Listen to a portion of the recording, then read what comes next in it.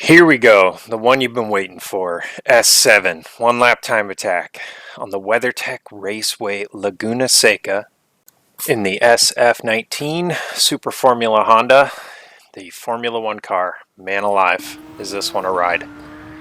This took me a long time, and I failed so many times on these first two corners. First one, you want to be coming in tight on the apex, going out equally as tight on the exit apex. Alright, doing some things here to show you how precise you have to be on these turns. On the second turn, easily my most failed turn, your line has to be perfect. So you're seeing as I approach here in an old clip, look at how far to the right I am. Like just no business being that far. I need to follow that out towards the one, come off of that line there on the arrow. Instead, I'm on that bottom arrow. Where's it going to put me? Right into that little sausage roll thing, and I'm automatically restart. That's a fail. Another go, different, the opposite, being out too far. And look, the car in front of me has already started to turn.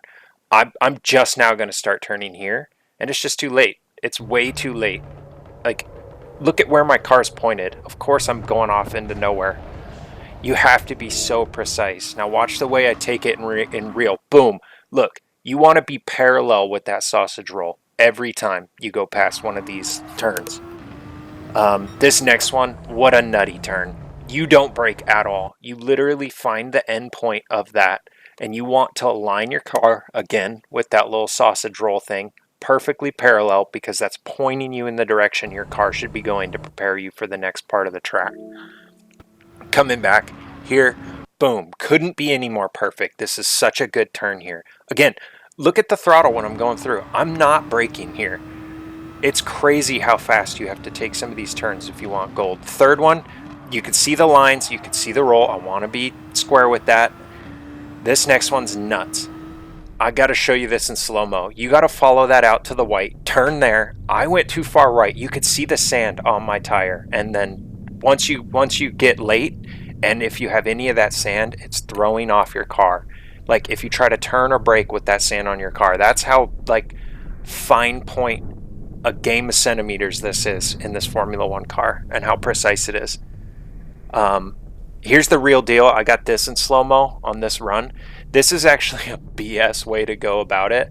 I take that thing perfectly down the center of my car, which for all intents and purposes should mess me up, but it does allow it here. It actually should be a failure, and I get through. But I suffer for it. I'm behind the Ghost. I take this corkscrew pretty good. I need to be a little bit more pointed out and up the track. This one, another one where you're just going. I hit the thing again there, slow myself down. This turn, the Ghost took slow. I took slow beforehand, so I'm easily catching it there. And then here, getting the final turn.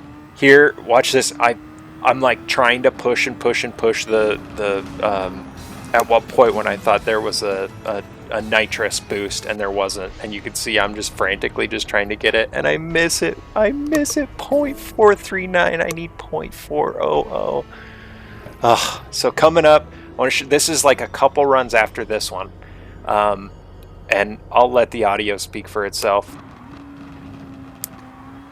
Coming. God damn it. I mean, I had him. Again, yeah, such a good run. Very next one. This is it. This is the gold. This is the gold. Check this out. Coming in. I want to be parallel with that. I want to hit high and then parallel again. Straight as you can. Actually on the red and white stripe. Here, really good. Really good. And then again, I will not lay off any part of the gas. Woof, perfect turn there. Could not have done that better. Dip in there. Mistake, but that's okay. Again, as close as you can, as parallel as you can to those sausage rolls at any point. Here I don't do the BS. I actually get this one pretty good. Woo!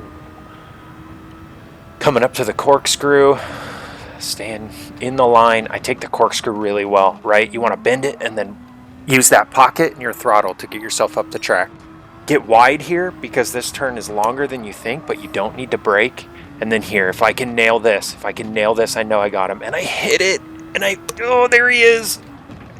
Turning This is when you wish you had the nitrous, but there wasn't. I don't know why it said that. It said R3 was it. But come on.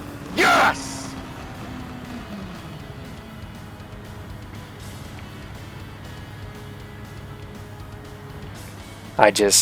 Man.